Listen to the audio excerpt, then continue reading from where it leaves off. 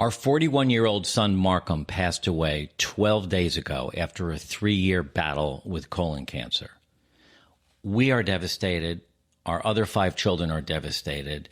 And we wanted to come on today to talk to you about what this has been like and what this looks like for us in our retirement. You know, as many of you know, we are a blended family of 6 children. Mark has 3 boys and I have 3 girls. And yes, we get called the modern day Brady Bunch quite often. As Markham's stepmother for nearly 20 years,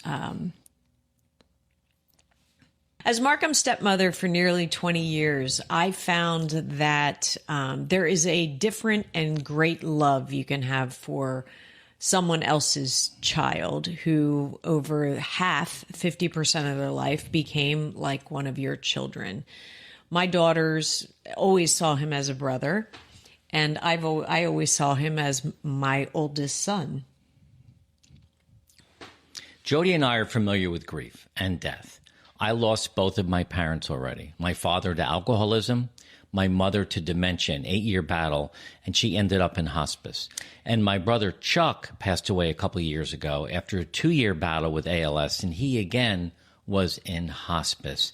And I was there at the end of my mother's death, my brother's death, and most recently my son Markham's death.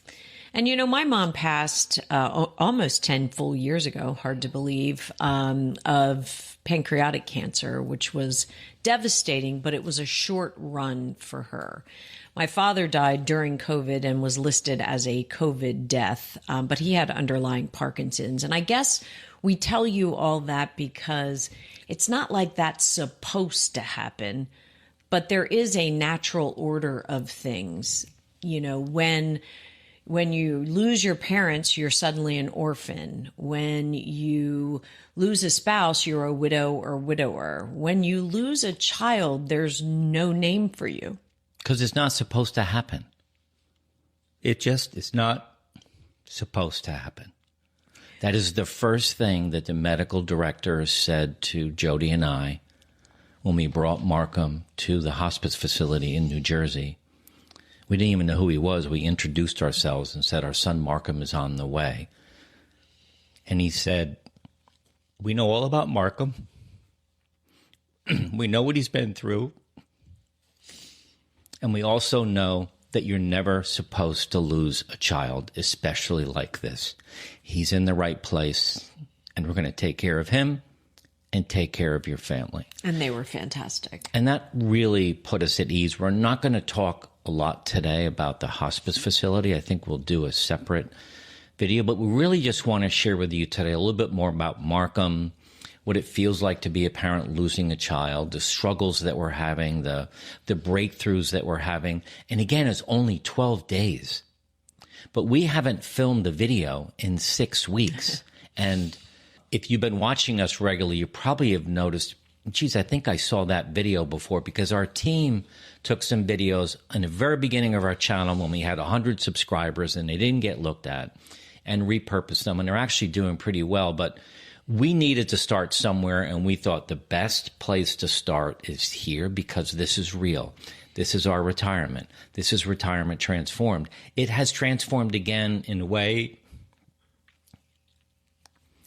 that we never imagined. And colon cancer is now the #1 cancer killing young men and women under the age of 50 in the United States. It's terrible. So there are a lot of other people that maybe are watching this who has a child, a young child in their 20s, 30s, or 40s that have colon cancer. So maybe you'll find some help with how Jody and I are doing this, and maybe we can find some help for ourselves, because it's been therapeutic to be able to talk about it a little bit. You know, when Mark and I first talked about doing this video, as you can imagine, I was pretty resistant, just because of all the raw emotion. And it's, you know, just like you said, only been 12 days.